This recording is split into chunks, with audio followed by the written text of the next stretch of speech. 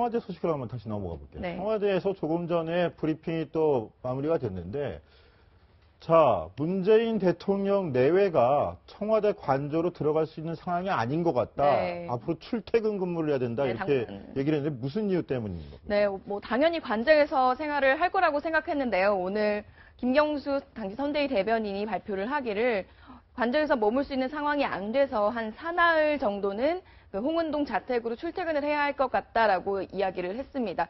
관저가 사실 뭐 기본적인 수리는 다 마쳤다고 하는데요. 그 관저라는 곳이 뭐 대통령이 들어와서 사실상 주거를 하는 생활을 하는 곳이기 때문에 대통령에 맞춰서 리모델링을 하게 됩니다. 그 전 버전에서 이게 새로운 대통령이 누가 될지 모르는 상황에서 기본적인 수리만 해놨었는데 이제 문재인 대통령이 들어와서 이제 구체적으로 어떻게 리모델링을 하고 수리하고 다시 뭐 보완을 할지 이런 부분에 대해서 보완을 한 것으로 보입니다. 최석호 기자가 그 새 주인을 맡는 청와대 바뀌는 모습을 설명해 주시겠답니다. 네, 일단 박근혜 전 대통령은 혼자 청와대에 머물렀던 반면 이제 문재인 대통령은 김정숙 여사와 함께 청와대 관저에 머물게 됩니다. 그렇기 때문에 침대부터 1인용에서 2인용으로 바뀝니다. 그리고 여기서 약간 좀 특이한 점이 있습니다. 박 전 대통령이 쓰던 내실을 접견실로 변경을 하고요. 운동실을 내실로 쓴다. 그러니까 문재인 대통령은 이렇게 생각을 하는 것 같습니다. 나의 공간을 조금 줄이면서 소통하는 대통령이 되겠다. 이러한 점을 강조하는 것으로 보입니다. 뭐 밑에 나옵니다. 남성 대통령이 이발실을 원상 복구하고 뭐 기본적인 인테리어와 도배 수리 등 완료했다. 이것은 원론적인 얘기이기 때문에 차치하더라도 이러한 내실을 접견실로 변경하고 운동실을 내실로 변경했다는 부분에 대해서는 한번 평가해 볼 만합니다. 네, 그렇군요. 소통의 의미를 뒀다고 하는데, 강병기 기자. 네. 우리 문재인 대통령 선거에 출마한 후보 시절에 네. 마지막 언론 인터뷰를 우리 또 정치 데스크에서 했지 않습니까? 네, 그렇죠. 그때 강병기 기자가 같이 동행을 했었는데, 네. 그때 후보 시절의 문재인 대통령을 볼 때 어떤 게 좀 말이나 모습 중에 어떤 게 좀 인상적이었어요? 뭐 일단은 가장 기억나는 단어는 광화문이었습니다. 광화문에서 소주 한 잔 기로를 쓰는 대통령이 되겠다라고 했잖아요. 근데 제가 소주를 좋아해서 이런 말 하는 게 아니라 이런 국민과 소통을 좀 하겠다 이런 말씀을 좀 더 현실적으로, 좀 실질적으로 와닿게 좀 대답을 하셨던 것 같습니다. 그리고 또는 최근에 하도 악수를 하다 보니까 이 피멍이 들었기 때문에 이제 또 화제가 됐었잖아요. 또 이런 국민과의 소통, 방금 말씀드렸던 걸 강조를 했었는데 저희가 인터뷰를 직접 해왔습니다. 저희 카메라에 담았는데 그 화면 다시 한번 보시겠습니다.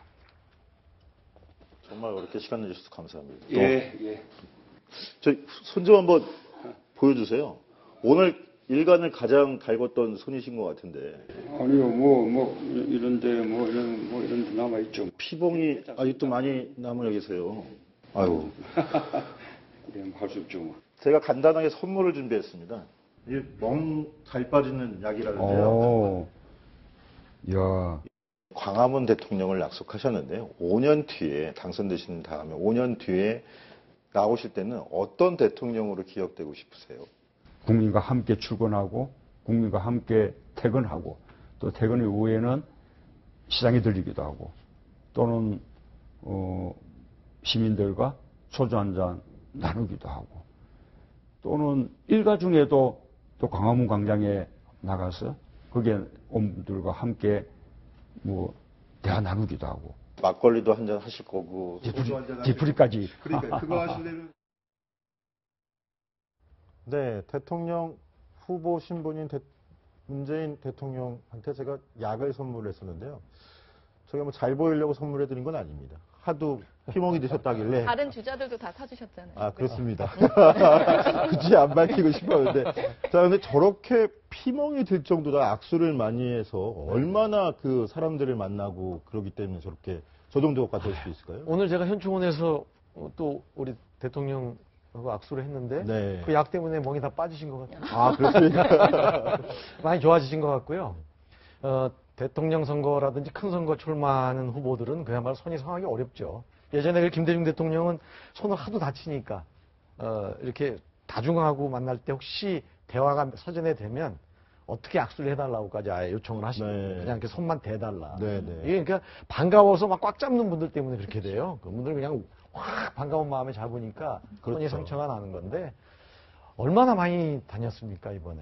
오랫동안 다녔고 국민들하고 직접 만나고 무대 위에 단상에서도 그걸 꼭 또 손 내미는 분들의 손을 잡고 그런 것들 때문에 뭐 아마 손이 엉망이 됐던 것 같습니다. 그런데 뭐 영광의 상처라고 해야죠. 오늘도 보니까 일일이 다 주민들이고 경호했던 경호팀이고 다 악수를 하고 그러시더라고요. 네네.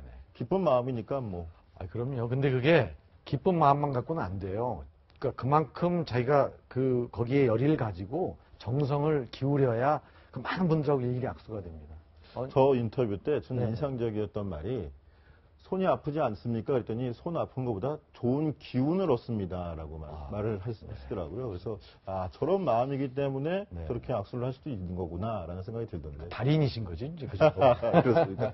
예, 지금까지 문재인 대통령 첫 취임 날을 맞아서 고영진 더불어민주당 의원 모시고 나눠봤습니다. 감사합니다. 네네, 반갑습니다. 저희는 뭐 고맙습니다. 계속 다른 얘기를 나눌 건데요. 네. 잠깐만 기다려주시면은 네네. 저희가 소개를 해드리겠습니다. 네. 자, 어젯밤 개표 방송이 진행되는 동안 문재인 대통령의 고향 마을에 들썩였는데요.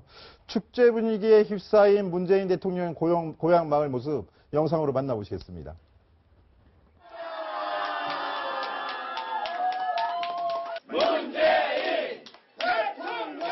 대단히 감사하고 대한민국 국민 여러분 대단히 감사합니다.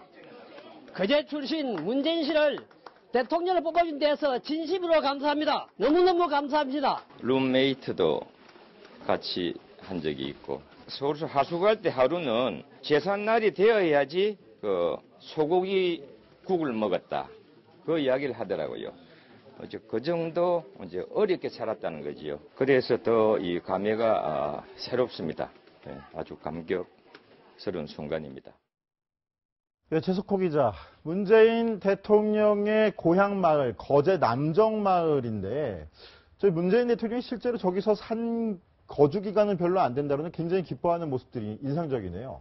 그렇죠. 뭐 고향의 품, 어머니의 품, 뭐 이런 품이라는 말이 뭐 떠오르게 하는 장면입니다. 사실 문재인 대통령은 그 거제 남정마을에서 태어나서 7살 때까지밖에 살지 않았습니다. 그리고 부산으로 옮겼는데요. 하지만 어제 거제 주민들은 그 문재인 대통령이 1위를 차지했다는 소식을 듣자마자 거리로 나와서 환호성을 지르고 잔치를 열기도 했습니다.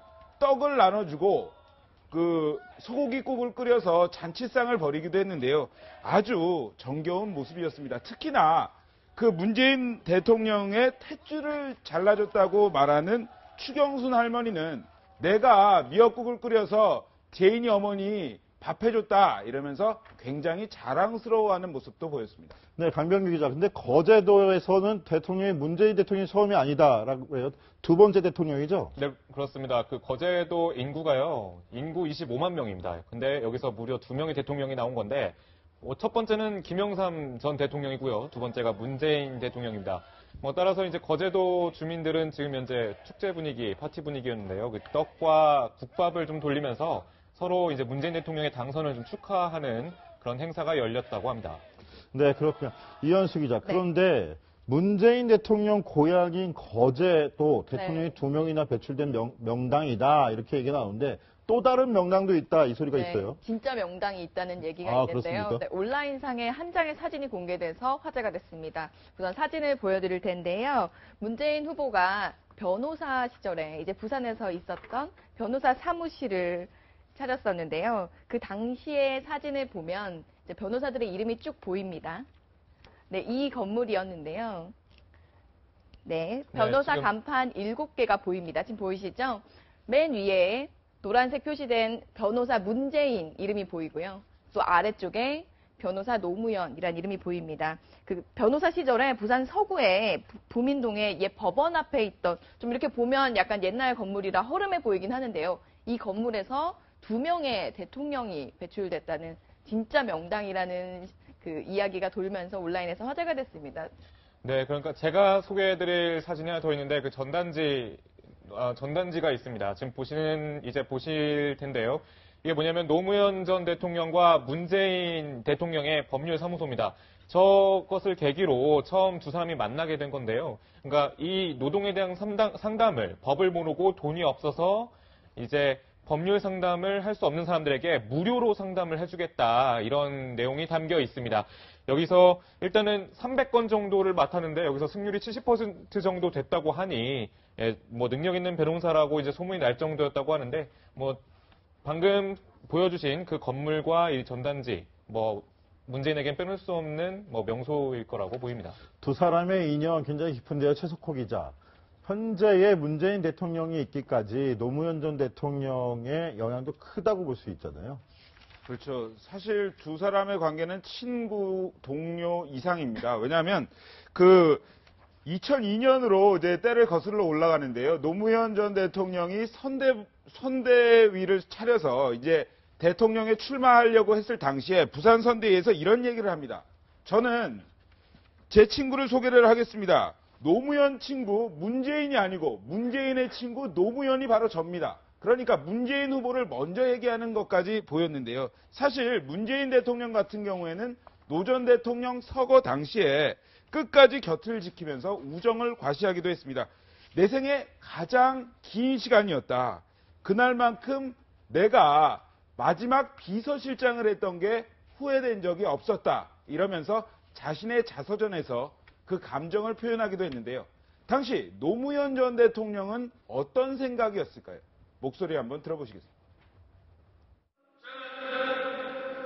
제가 아주 좋게 말하는 나이는 작지만 제가 아주 믿음직한 친구 문재인이라는 대친구로 돕는 사람을 정말 잘하는데 생각합니다. 나는 문재인을 친구로 보고 싶다. 제일 먼 친구를 낸 사람이 제일 먼저 보는 거 아니겠습니까? 친구에게서 저런 말을, 평가를 듣는다면 얼마나 또 듬직할까요? 저런 인간관계를 맺는 것도 참 중요할 것 같은데. 최석호 기자, 근데 문재인 대통령의 어머니 인터뷰 내용이 공개돼서 또 화제인데요. 어머니가 보는 아들 문재인은 어떤 사람이었습니까? 저희 어머니도 저를 볼 때 되게 이쁘다고 합니다. 잘생긴 건 아닌데. 그런데 우리 아들 최고, 이런 것이 다 부모의 마음 아니겠습니까? 문재인 대통령의 어머니도 같은 마음이었습니다. 어떻게 얘기를 했냐? 내 아들은 착하다. 그리고 한결같다. 이렇게 얘기를 했습니다. 아들은 예측 가능한 사람이라면서 만에 대통령이 돼도 절대 초심을 변하지 않을 것이다. 이렇게 얘기를 했고요. 그리고 또 이런 얘기를 합니다. 재인이 참 착하다. 말로 다 표현을 못한다. 이러면서 자기 아들에 대한 애틋한 심경을 드러냈습니다. 네, 근데 아들을 보는 어머니의 눈은 애틋할 것 같은데, 그럼 며느리를 보는 시어머니의 눈은 어떨까요? 네, 며느리를 보는 눈도 이제 우선 애정이 듬뿍 담겨 있었는데요. 기본적으로 김정숙 여사와 문재인 대통령의 스타일이 매우 다르다고 합니다.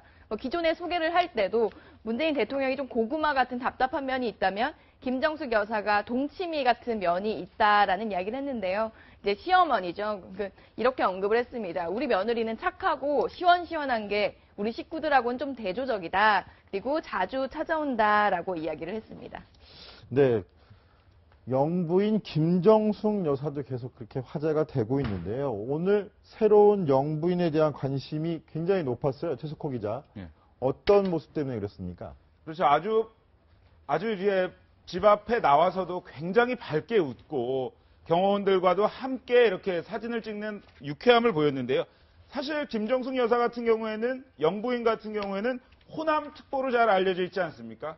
그 총선 패배 이후에 호남에 머물면서 정말 자기 남편 문재인을 위해서 희생하는 모습이 돋보이기도 했는데요. 이러한 부분들이 영부인으로서 어떤 역할을 하게 될지도 주목됩니다. 네, 특히 김정숙 여사 같은 경우는 평소에도 좀 포멀한 정장 수트 차림을 입었었는데요. 오늘 같은 경우도 현충원을 갈 때는 이제 검은색 정장을 입었었고, 그리고 현충원에서 국회로 가기 전에는 환복을 해서 하얀색 정장을 입었었는데요.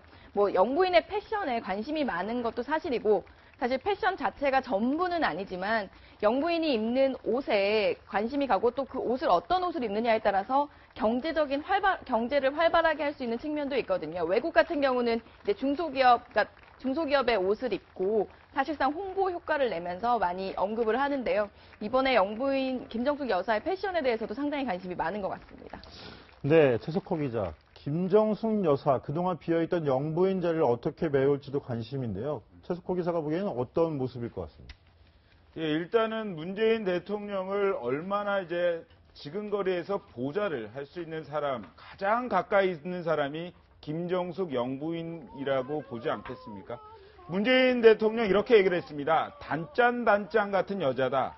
저희가 짠 걸 먹으면 단 게 먹고 싶고 뭐 이런 것을, 그러니까 내 와이프는 아주 매력적인 사람이다. 이렇게 표현을 하기도 했는데요. 이러한 매력이 대통령 영부인으로서 문재인 대통령뿐 아니라 여러 내각과 국민들과 함께 할 수 있는데 더욱더 조력자가 됐으면 하는 바람을 가져봅니다. 국민의 한 사람으로서요. 네, 채널A 정치데스크 지금까지 문재인 정부의 첫날 주요 소식들을 짚어봤습니다. 60초 후에 돌아오겠습니다.